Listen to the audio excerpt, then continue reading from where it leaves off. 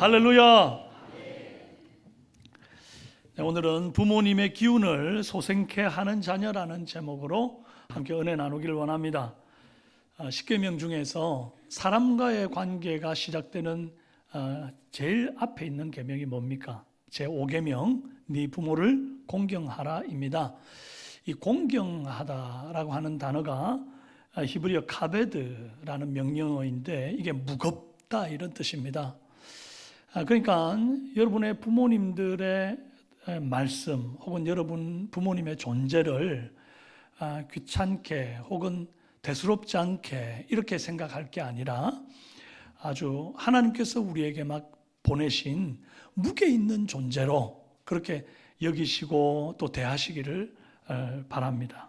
칼빈은 기독교 강요에서 이 제5계명을 해설을 할 때 이렇게 말합니다. 하나님께서는 자신을 대신할 대리인으로 부모를 세우셨다. 부모에 대한 불순종은 곧 그들을 통하여 말씀하시는 하나님에 대한 반역이다. 굉장히 스트릭하게 이렇게 딱 얘기를 했단 말이에요.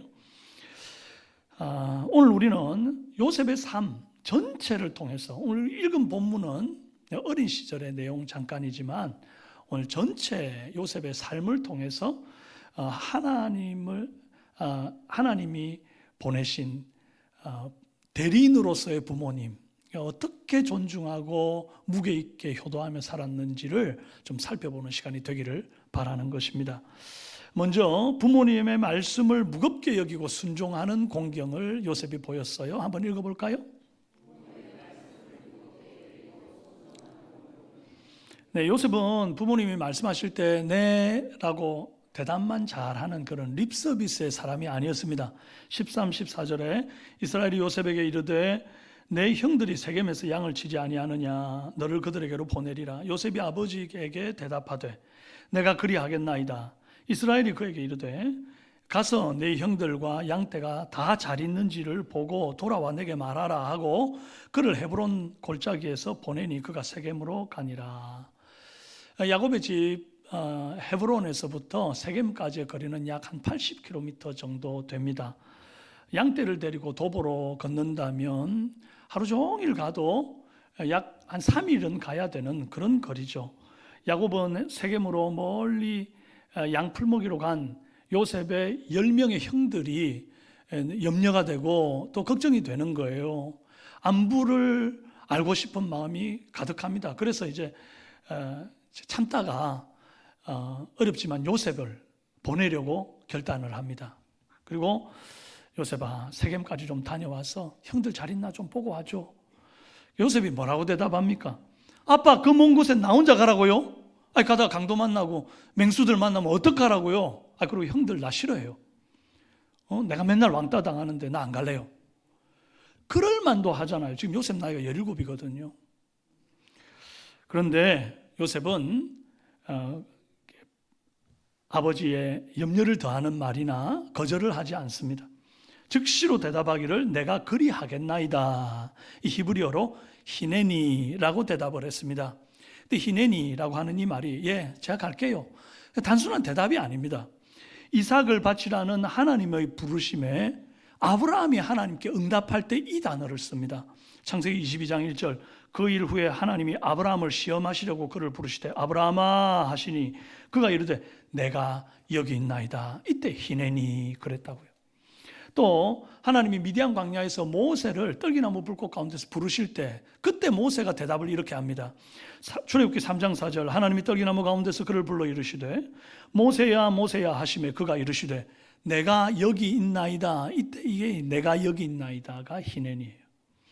또 이사야 6장 8절에서 내가 누구를 보내면 누가 우리를 위하여 갈꼬라고 말씀하시는 그 하나님의 애타는 가슴을 듣고는 이사야가 반응을 할 때 이렇게 말하죠. 그때 내가 이르되 내가 여기 있나이다 나를 보내소서 하였더니 내가 여기 있나이다 이게 히네니였거든요. 그런데 놀랍게도 요셉이 지금 하나님이 아니라 아버지 야곱에게 야곱이 세겜까지 좀 다녀오거라 하는데 그때 내가 그리하겠나이다 할 때 동일한 단어를 썼습니다. 히네니. 요셉의 아버지 야곱은 참 허물이 많고 흠도 많고 부족한 게 많은 사람이죠. 그러나 요셉은 아버지 야곱을 마치 하나님이 보내신 대리자같이 존중하고 그 말씀을 무겁게 받아서 순종합니다.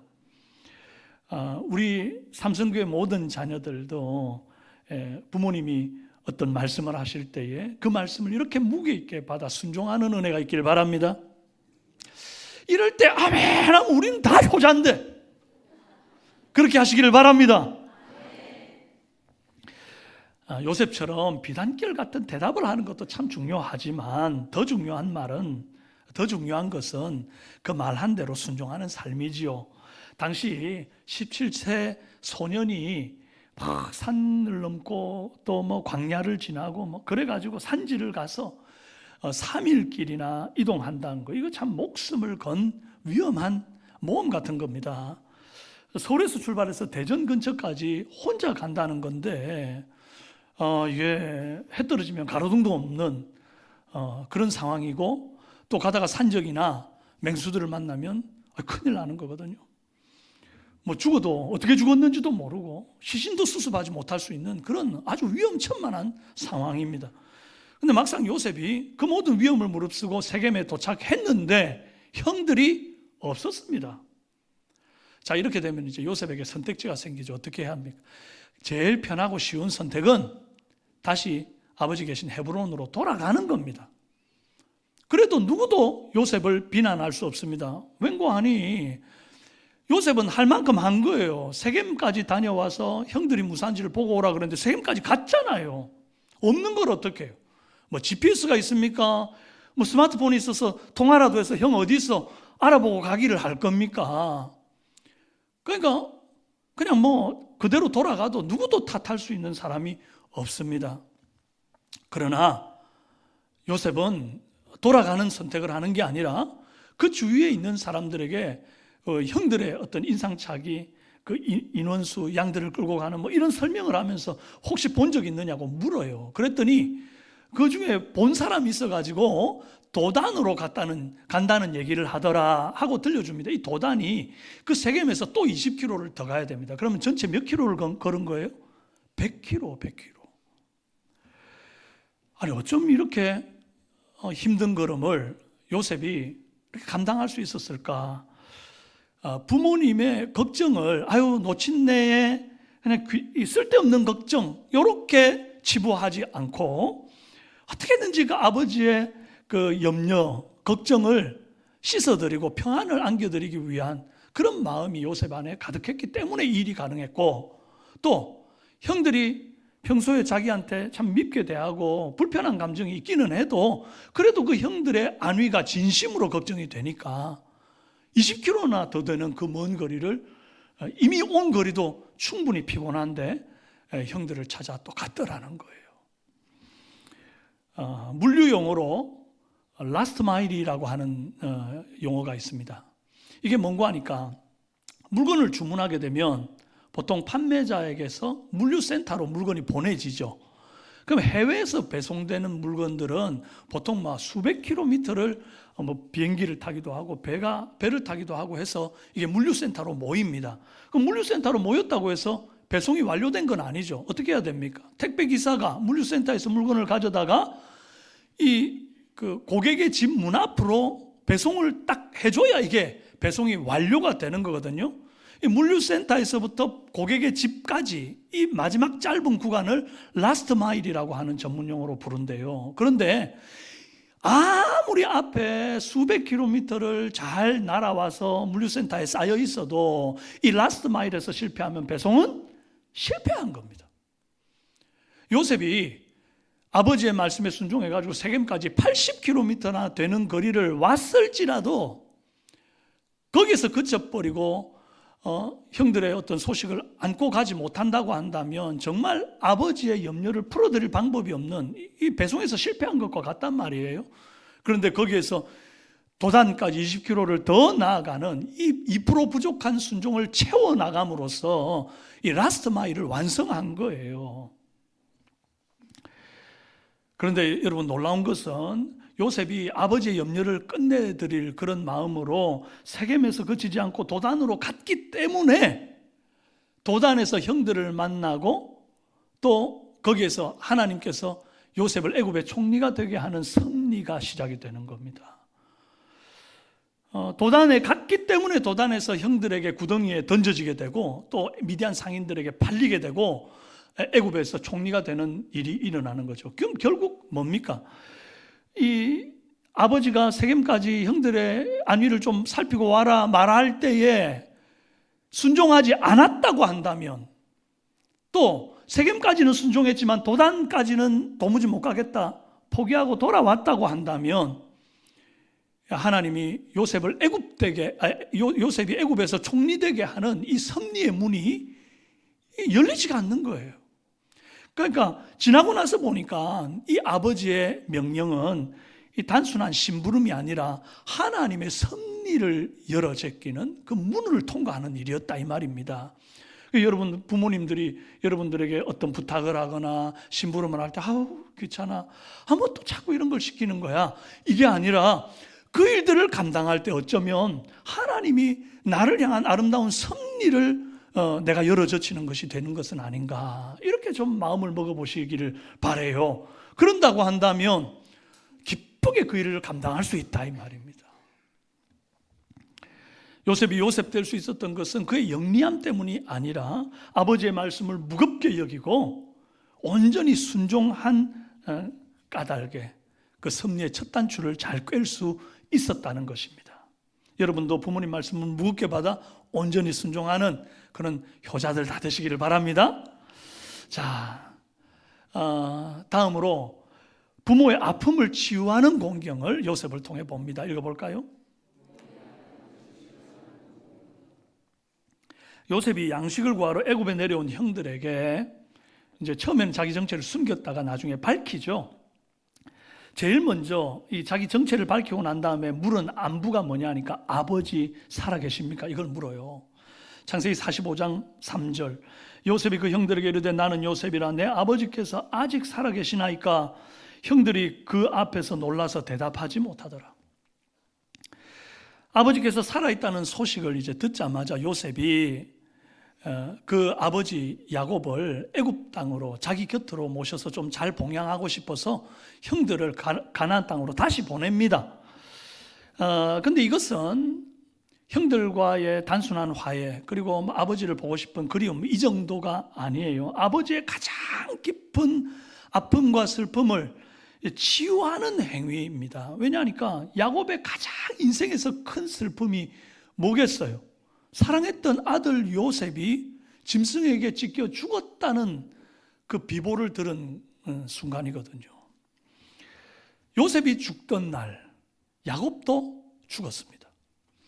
그 증거가 이거예요. 형들이 가나안 땅으로 이제 돌아가서 아버지 야곱에게 요셉이 아직도 살아있고요, 애굽에서 총리가 되어가지고 아버지 모시고 오라 그래요, 이 말을 했을 때에 야곱의 반응이 있습니다.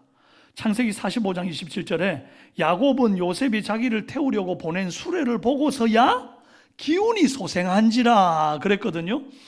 야곱이 보고 놀란 이 수레가 히브리어로 아갈롯이라고 부르는 수레입니다. 이거는 이제 소달구지 같은 그런 짐승이 끄는 수레 이런 게 아니고요, 바로 왕이 직접 왕실 의전을 위해서 보낸 수레입니다. 이게 단수가 아니라 복수형으로 쓰였기 때문에 한 대 보낸 게 아니고요, 그 야곱의 모든 식솔들을 태우고 올 수 있도록 정말 많은 수레를 보낸 겁니다. 이게 줄지어 가지고 쫙 수레들이 막 번쩍번쩍 하는 것들이 가는 거죠. 이 수레는 단순한 이동 수단이기 이전에 요셉이 아버지를 향한 사랑과 존중이 담겨 있는 거예요. 헤브론에서 이 애굽까지의 거리가 자그마치 400km, 서울에서 부산까지의 거리입니다. 그런데 이때 야곱의 나이가 130세거든요. 그 지친 몸으로 어떻게 그 먼 거리를 이동하겠습니까? 그러니까 아버지 좀 편히 오시라고. 아버지만 있나요? 배다른 어머니들도 다 있고, 함께 그래도 17살까지 함께 지낼 때 그때 있었던 많은 함께 있었던 이들이 있잖아요. 다 태우고 오라고 그렇게 수레를 보낸 거죠. 야곱이 이제 문 밖에 대기하고 있다가 이 애굽 왕실에 세련된 수레들이 막 줄지어 서 있는 것을 보고 나서 이제야 요셉이 정말 살아있다는 게 진짜구나. 그리고 애굽의 총리가 되어가지고 높은 지위에 있다는 게 사실이구나. 실감이 나는 거죠. 여기에서 기운이 소생한지라 라는 이 말이 단순히 힘이 났다 이런 말이 아닙니다. 이 히브리어로 바데이 루아흐라는 말인데 이게 영이 살아나다. His spirit revived. 영혼이 소생하였다 그 말입니다. 그러니까 이 말은 다시 생각해 보면 이전까지는 야곱이 마치 영혼이 죽은 것처럼 있었다는 거예요. 이제야 영혼이 소생했으니까 그 전까지는 영혼이 죽은 것처럼 있었다는 겁니다. 왜요? 요셉이 짐승에게 찢겨 죽었다면서 피 묻은 그 채색 옷을 그 요셉의 형들이 가져왔을 때 야곱이 그걸 보고 어떤 감정이 들었을까? 22년 전 그날 야곱의 심정을 한번 생각해 보십시오. 헤브론에서 세겜까지 그 먼 거리 80km나 되는 그 먼 거리를 혼자 요셉을 보낸 사람이 누구예요? 야곱이에요. 야곱. 아버지가 다른 형들 걱정돼 가지고 요셉 혼자 보냈다고요. 그 덕분에 결국 짐승에게 찢겨 죽었으니까 다 누구 책임이라고 생각할까요? 다 이 못난 애비 책임이다 이 생각 안 할까요? 내가 요셉을 혼자 보내지만 않았어도 우리 요셉이 어린 나이에 그리 죽지는 않았을 텐데 나 때문에 요셉이 꽃도 못 피워보고 젊은 나이에 죽었구나. 자책하지 않을 수가 없는 거예요. 창세기 37장 35절에 그때의 야곱의 상태를 기록해뒀어요. 그의 모든 자녀가 위로하되 그가 그 위로를 받지 아니하여 이르되 내가 슬퍼하며 스올로 내려가 아들에게로 가리라 하고 그의 아버지가 그를 위하여 울었더라. 이 스올은 무덤 같은 겁니다. 이 막 끝도 없이 떨어지는 그런 어떤 낭떠러지 같은 죽음 이후에 그런 어떤 어두운 세계 이런 걸 이제 스올이라고 그래요. 내가 스올로 내려가 아들에게로 가리라. 이게 무슨 말입니까? 나도 요셉 따라 죽을란다 그 말이거든. 야곱의 마음은 그날 이후로 22년 동안이나 그 스올에서 나오지를 못하고 있는 겁니다. 매일 악몽을 꾸는 것 같은 삶을 살아가는 거예요. 그런 야곱에게 죽은 줄 알았던 요셉이 살아있다는 소식을 듣고 심지어 애굽의 2인자가 되어가지고 어마어마한 이런 어떤 아버지를 모시는 수레들을 막 보내고 막 이러니까 드디어 악몽에서 깬 것 같은 마음이고 정말 질식할 것 같이 숨도 못 쉬는 그 괴로운 인생에 가슴에 숨이 이제야 하고 좀 불어넣어지는 것 같은 그런 마음이 드는 거예요. 그래서 뭐라 그래요? 바데이루아우 기운이 소생하더라.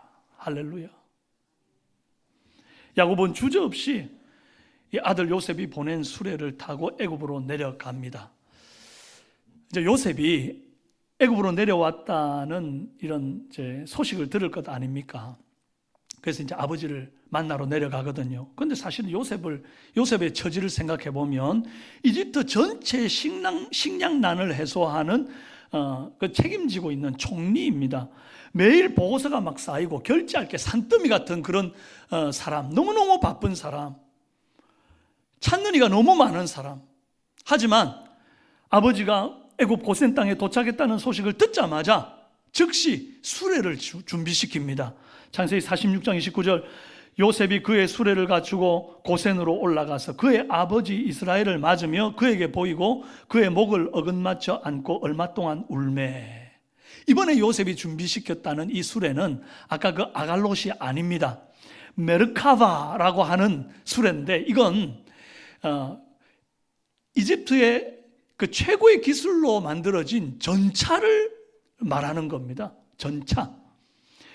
아무나 못하고 애굽 왕족이나 고위 관료들만 타는 최고의 권위의 상징입니다. 오늘 우리로 말하면 대통령이나 국회의원들 타는 리무진 있죠. 외국에서 아주 정상이 왔을 때, 정상회담을 위해서 왔을 때 그 의전하는 그런 리무진 같은 그런 거예요. 그런 거. 애굽의 총리로 요셉이 발탁된 날, 그때 바로가 버금 수레를 하사하거든요. 요셉에게. 이 버금 수레라는 것이 바로 세컨드 리무진을 말하는 건, 퍼스트 리무진은 누가 타는 거예요? 바로가 타는 거고, 2인자인 요셉을 2인자로 앉히고 그에게 이 버금 수레를 줬단 말이에요. 그걸 타고 말이죠, 막 질풍같이 아버지 만나러 달려가는 겁니다. 요셉이 집무하던 이집트의 그 수도를, 그 당시 역사가들은 지금 역사가들은 그 당시에 그 이집트의 수도를 멤피스나 온이라고 하는 지역으로 해석을 합니다. 그럼 거기에서부터 고센 땅까지 약 60에서 80km 정도 걸리거든요. 도보로 한 2, 3일 걸리잖아요. 그러니까 이걸 막 전차를 타고 막 광속으로 달려가는 거죠.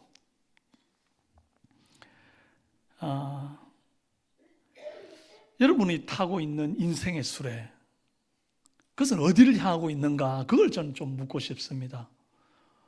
여러분의 성공을 위해서 달려가는 데는 막 광속으로 달려가는데, 부모님을 향하는 방향으로는 거북이처럼 느릿느릿 이렇게 가고 있는 것은 아닌가. 요셉이 준비한 이 메르카바라고 하는 수레는 그 속도만큼이나 아버지를 조금이라도 더 빨리 보고 싶은 사랑이 담겨 있었다, 그 말입니다. 여러분, 오늘날 우리가 너무 우선순위가 부모님에게부터 멀어져 있는 것 아닌가 돌아봐야 합니다. 바빠서 이번 어버이날에는 못 찾아봬요. 회사 일이 너무 많아서 전화 못 드려요. 여러 가지 핑계로 부모님 찾아뵙는 일을 우선순위에서 밀려난 분들이 계시다면 아직 늦지 않았습니다. 오늘은 무슨 날? 어버이날은 지났지만 어버이 주일, 아직 우리에게는 기회가 남았습니다. 오늘이라도 정말 모든 우선순위를 다 제쳐놓고 부모님을 좀 찾아뵙는 시간, 연락드리고 인사하는 시간 되었으면 좋겠습니다. 부모님 찾아가는 일에 광속으로 달리는 우리 삼성교회 자녀들 되시기를 바랍니다. 무엇보다 효도는 부모님 살아계실 때 하시기를 바라요. 돌아가시고 나서 장례식에서 우는 것보다는 살아계실 때 찾아뵙는 것이 훨씬 더 가치 있는 줄로 압니다.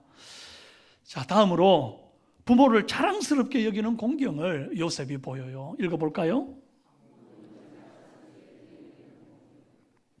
요셉은 가나안 땅에서 아버지 야곱과 70여 명의 식솔들을 애굽 고센 땅에 모셨습니다. 그 이유는 이집트 사람들은 목축을 굉장히 가증스러운 것으로 여겼어요. 그러니까 주거 지역으로부터 멀리 떨어져 있고 목축하기 좋은 풀들이 많이 있는 그런 곳으로 이제 고센 땅을 정해서 거기로 이제 가나안 땅에 있던 야곱의 식솔들을 모시거든요. 근데 여기 이집트 사람들이 가증히 여겼다 하는 이 말, 이 토에바라고 하는 단어인데 이게 별로 안 좋아한다는 수준이 아니에요. 이게 아주 혐오스러운 것, 불결한 것, 종교적으로 구역질 나는 것에 쓰는 부정적이고 나쁜 단어입니다. 왜 이 사람들이 목축을 이렇게까지 폄하를 했는가? 그들이 섬기던 신들이 주로 짐승이었어요. 사진을 좀 보여주시면 이 오른쪽에 보이는 젖소같이 생긴 이게 이제 아피스라고 하는 신이에요. 그리고 왼쪽에 양머리를 하고 있는 저게 이제 크놈이라고 하는 신이거든요. 자기들은 저런 신을 섬기는데 히브리 목자들이 자기들이 섬기는 신들을 키우고 부리고 심지어 잡아먹고 또 뭐 각을 떠가지고 여호와께 제사 드리고 막 이러니까 얼마나 가증스럽게 보이겠습니까? 요즘도 인도에서는 힌두교를 믿기 때문에 소를 숭배하고 절대 잡아먹지 못하게 하는 법적으로 다 금지되어 있거든. 게다가 애굽은 나일강을 중심으로 이미 정착 농경 생활을 하고 있는 터입니다. 거기다가 막 피라미드까지 건축하는 그런 대단한 민족 아닙니까? 그러니까 여기저기 떠돌면서 텐트 치고 사는 유목민들이 너무 하찮게 보이는 겁니다. 뭐 이렇게 불황자들, 집시, 불결한 어떤 하층민 이렇게 보이는 거죠. 그래서 애굽 사람들은 이 목자들을 가장 천하고 불결한 계층으로 여겼다 이 말입니다. 그런데 요셉은 자신의 출생에 지장이 생길까 봐 가족들의 직업을 숨길 만도 한데 그러지 않아요.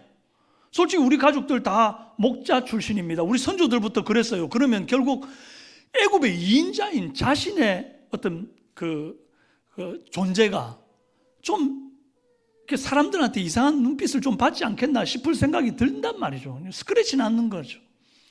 알고 보니까 저 애굽 2인자인 요셉이 목자 출신이래. 그 불결한 거 있잖아. 뭐 이렇게 되는 거죠. 그러면 이제 이게 숨길 법도 안 돼. 그러지를 않습니다. 아주 당당하게 드러냅니다. 자랑스럽게 여깁니다. 요셉은 그 형들에게 바로가 물어보면 목자라고 얘기해라. 입에다가 넣어줍니다. 창세기 46장 33절 34절의 말씀. 바로가 당신들을 불러서 너희의 직업이 무엇이냐 묻거든 당신들은 이르기를 주의 종들은 어렸을 때부터 지금까지 목축하는 자들이 온데 우리와 우리 선조가 다 그러하니이다 하소서. 애굽 사람들은 다 목축을 가증히 여기나니 당신들이 고센 땅에 살게 되리이다.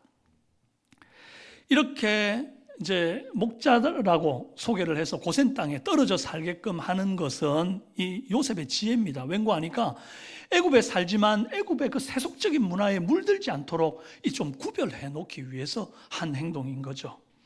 이렇게 한 이후에 또 아버지를 모셔가지고 이 바로 앞에다가 당당하게 자랑스럽게 소개를 합니다. 창세기 47장 7절 말씀입니다. 요셉이 자기 아버지 야곱을 인도하여 바로 앞에 서게 하니 야곱이 바로에게 축복하매. 야곱은 인생이 참 험악했잖아요. 형 에서를 피해서 바단 아람으로 도망가가지고 그리고 또 이제 또 자식들 데리고 또 도망치듯이 또 나와가지고 그 인생이 참 험악했습니다. 그래서 많이 외모적으로도 노쇠했고 이때 나이가 이제 130이거든요. 그러니까 정말 주름이 자글자글하고 노쇠한 게 막 티가 나는 거죠. 그렇게 초라한 모습이고 또 배경도 하나도 내세울 것 없는 그런 목축했던 배경 아닙니까? 그럼에도 불구하고 전혀 아버지를 부끄러워하지 않고 있는 모습 그대로 바로 앞에 딱 소개를 하는 겁니다. 그랬더니 야곱이 당당하게 바로를 축복합니다. 바로가 야곱을 축복하는 게 아니라 거꾸로 야곱이 바로를 축복해요. 요셉은 부모님의 이 참 노쇠한 모습, 이 지친 모습, 이 초라한 모습을 전혀 초라하다 여기지 않는 이유가 뭔고 하니까 이 모든 연약하게 되시는 과정이 나를 위함이다. 아버지의 삶이 거름되었기 때문에 오늘날 내 삶이 꽃피었다. 이렇게 생각하니까 있는 모습 그대로 존중하고 자랑할 수 있는 겁니다. 여러분은 어떻습니까? 부모님의 투박한 사투리, 세련되지 못한 취향, 남들에게 내세우기 부끄러운 과거의 어떤 직업, 나이보다 훨씬 주름이 많고 볼품없어진 지금의 모습, 혹은 치매가 있어서 자꾸 이상한 행동과 말을 하는 것, 그런 것들을 때문에 혹시 부모님들을 다른 사람들에게 소개하기를 부끄러워하십니까? 아니면 요셉처럼 당당히 자랑하고 계십니까? 보는 눈이 아무리 많아도 애굽 총리인 요셉보다 많겠습니까? 잃을 것이 많아도 요셉보다 많겠습니까? 우리가 요셉은 보는 눈도 많고 잃을 것이 많은데도 불구하고 전혀 자기 가족들의 배경, 부모님의 어떤 그 모습을 부끄러워하지 않고 자랑합니다. 오늘 저와 여러분도 우리의 부모님들 존경하고 자랑하는 그런 사람들이 다 되었으면 참 좋겠습니다. 자, 마지막으로 끝까지 책임지는 공경을 볼 수 있습니다. 읽어봅시다. 요셉의 효도는 야곱 생전에만 있는 게 아니라 사후까지 이어집니다. 야곱은 애굽에서 죽음을 당합니다. 그렇지만 그의 마지막 유언이 어땠는가 하니까 가나안 땅에다가 날 묻어줘, 그렇게 얘기해요. 창세기 49장 29절, 그가 그들에게 명하여 이르되 내가 내 조상들에게로 돌아가리니 나를 햇사람 에브론의 밭에 있는 굴에 우리 선조와 함께 장사하라. 야곱이 왜 이렇게까지 가나안 땅에 가고 싶어 합니까? 뭐 가나안 땅에 꿀 발라놨습니까? 가나안 땅은 사실 그냥 객관적으로 보면 애굽하고는 비교도 안 될 만큼 초라한 곳입니다. 할아버지 아브라함 때에 헷 사람에게서 밭을 좀 사가지고 밭대기 조금 있고 그 밭대기에 막벨라 굴이라고 하는 굴 하나 있습니다. 그게 전부예요. 아니 애굽에서 장례를 치르면 얼마나 성대하게 치를 것이며 뭐 바로의 피라미드만큼은 안 되더라도 그래도 총리의 아버지니까 얼마나 그 무덤이 근사하겠습니까? 그런데 야곱은 굳이 가나안 땅 거기에 날 묻어주라 그렇게 말하는 겁니다. 이유가 뭡니까? 그곳은 다른 건 없을지 몰라도 할아버지 아브라함, 아버지 이삭 그들이 붙들었던 하나님의 언약이 있는 땅이기 때문에 나도 그 언약의 땅에 날 묻어줘. 그러면서 언약 신앙을 지금 아들 요셉에게 물려주고 있는 거예요. 이 유언을 들은 요셉이 어떻게 아버지를 공경함으로 마무리하는지를 장례식을 정리하는지를 한번 보십시오. 먼저 진심 어린 애도를 드립니다. 창세기 50장 1절이에요. 요셉이 그의 아버지 얼굴에 굽으려 울며 입 맞추고 이 고대 근동에서는 죽은 시체에게 시신의 입을 맞추는 행위를 이게 최후의 작별과 또 깊은 사랑의 표현으로 보았습니다. 자식된 도리나 의무감으로 그냥 장례 치러버릴 수 있죠. 그런데 요셉은 진심 어린 사랑과 슬픔을 쏟아내놓고 있는 중입니다. 아버지 얼굴에 굽으려 입맞춤으로. 그렇게 시작된 장례가 계속해서 어떻게 이어지는가 보십시오. 요셉이 아버지의 유언을 따라 아버지의 이제 시신을 이제 유해를 가나안 땅에다가 안장을 하기 위해서 여러 가지 준비를 하는데 자신이 가진 권력을 다 동원해요. 먼저 시신을 처리하는 향을 넣어가지고 시신을 처리하는 것을 의원에게 맡겨 향 처리하게 합니다. 창세기 50장 2절에서 3절 그 수종드는 의원에게 명하여 아버지의 몸을 향으로 처리하게 하매 의원이 이스라엘에게 그대로 하되 40일이 걸렸으니 향으로 처리하는 데는 이 날수가 걸림이며 애굽 사람들은 70일 동안 그를 위하여 곡하였더라. 여러분 이 향 처리한다는 게 그냥 향료 발라서 부패한 냄새 안 나게 한다 그런 의미가 아닙니다. 이집트에서는 그 미라를 만드는 것이 그 당시 세계에서 최고의 기술을 가지고 있었거든요. 그래서 아주 파라오 같은 왕 같은 존재는 영원히 불멸하는 존재로 이렇게 사람들에게 각인시키기 위해서 또 그렇게 철학을 갖고 있었기 때문에 이 속을 다 긁어내요. 그리고 약품 처리를 하고 그 안에 향으로 채워 넣습니다. 그래서 겉으로 보기에는 완전히 살아있는 것처럼 보이도록 이렇게 만드는 기술이 있었거든요. 그게 이제 향을 처리하는 방식이에요. 근데 이걸 의원에게 맡겼다 그렇게 말했잖아요. 당시 이집트에서는 시신을 처리하는 과정을 보통 종교 사제들에게 맡겨가지고 이 일들을 하게 합니다. 근데 이 종교 사제들은 시신을 처리하면서 온갖 이방 신의 주문을 외우고 또 미신적인 의식도 행하고 그랬다고요. 이걸 너무 잘 아는 요셉이 종교 사제에게 맡기지 않고 의원에게 맡겨서 처리를 하게끔 했어요. 장례 풍습은 애굽의 풍습을 따르기는 하나 그 안에서 신앙의 정체성을 지키기를 원했던 것이죠. 그리고 40일 동안 정성스럽게 향으로 처리한 까닭은 가나안 땅으로 운구해 가는 시간 동안 부패를 막기 위한 방편이었습니다. 애굽 고센 땅에서 가나안의 헤브론까지 거리가 아까 400km 정도 된다 그랬잖아요. 서울에서 부산 거리라고 그랬잖아요.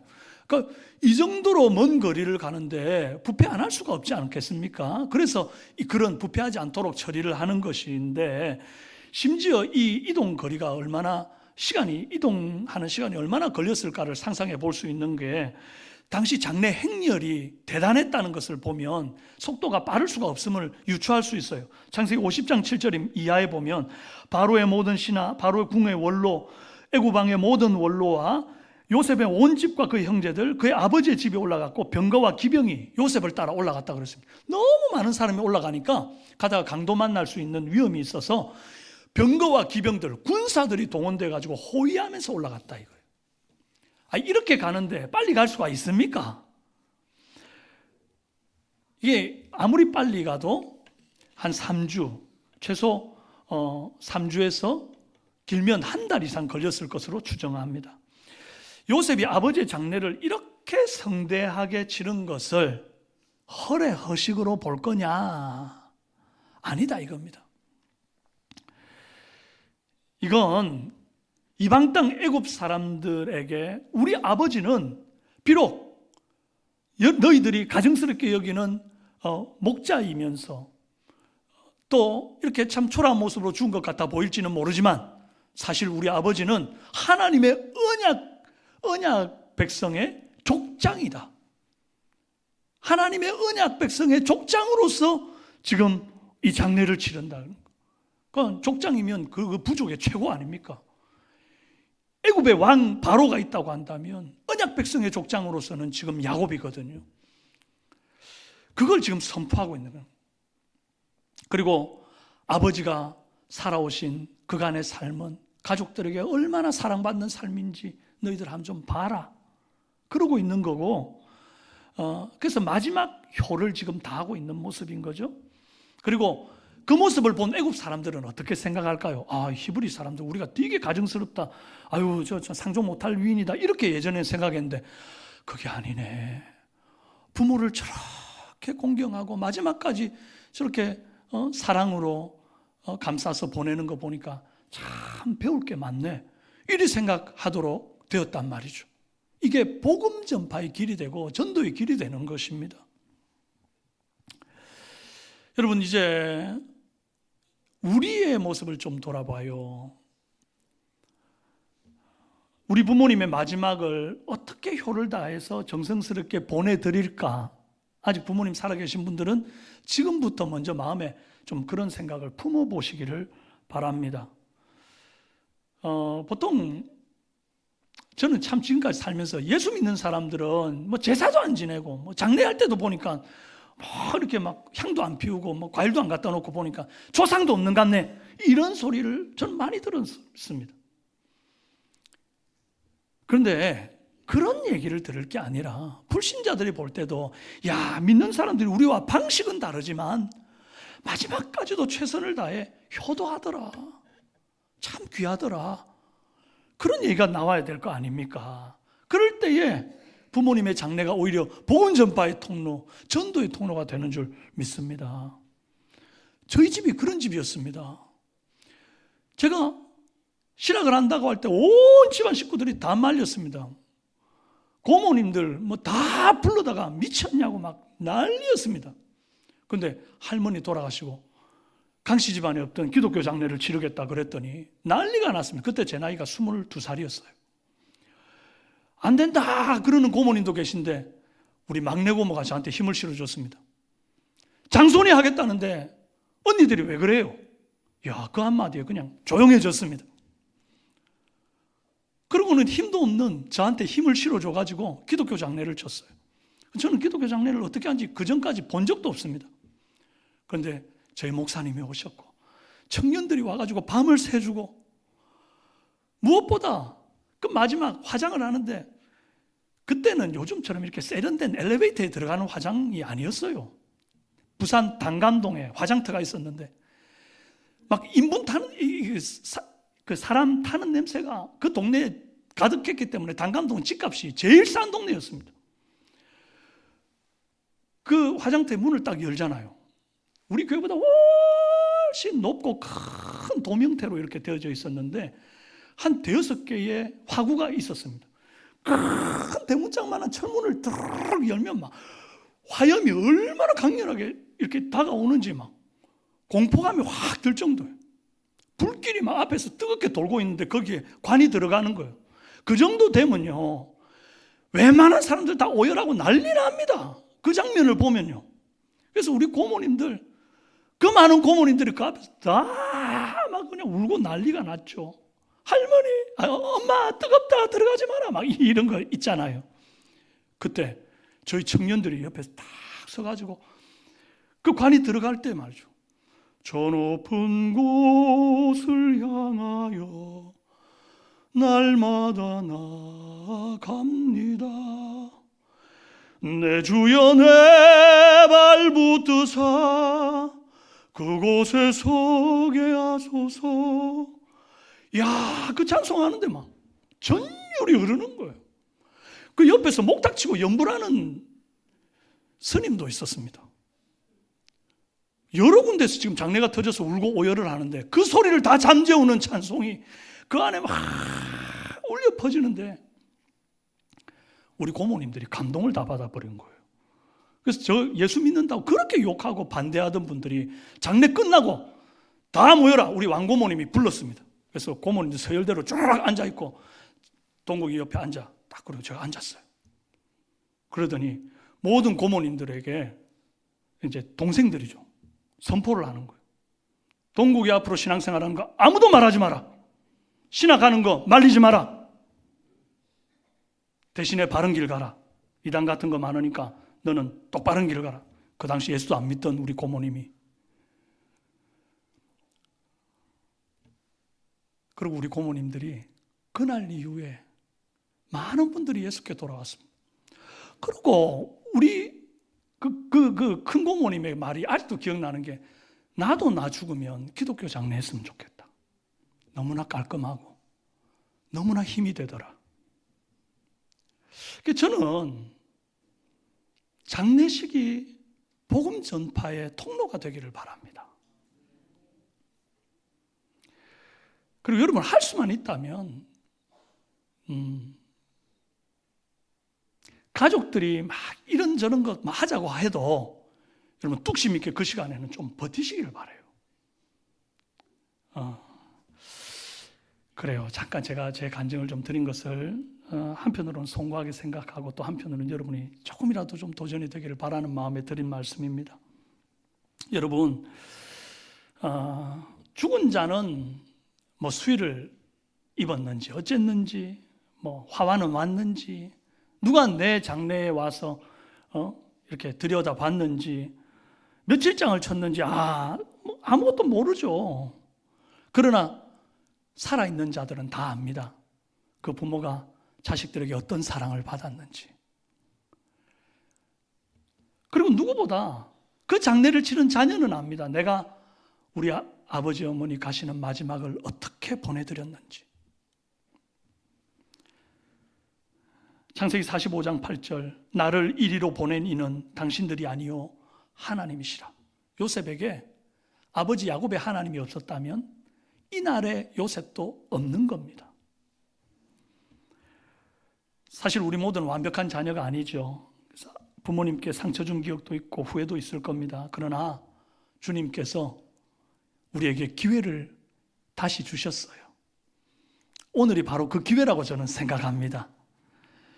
이번 어버이 주일에는 더 늦기 전에 전화 한 통, 식사 한 번, 부모님의 옛날 이야기 들어주는 게 좀 지루해도 그것을 기쁘게 들어주고, 또 긴 부모님의 문자 단답으로 끝내지 말고 좀 성의 있게 단문을 보내드리는 그 작은 실천으로 부모님의 마음을, 기운을 솟행케 해드리는 우리 모든 삼성교회 자녀들 되시기를 주님의 이름으로 축원합니다.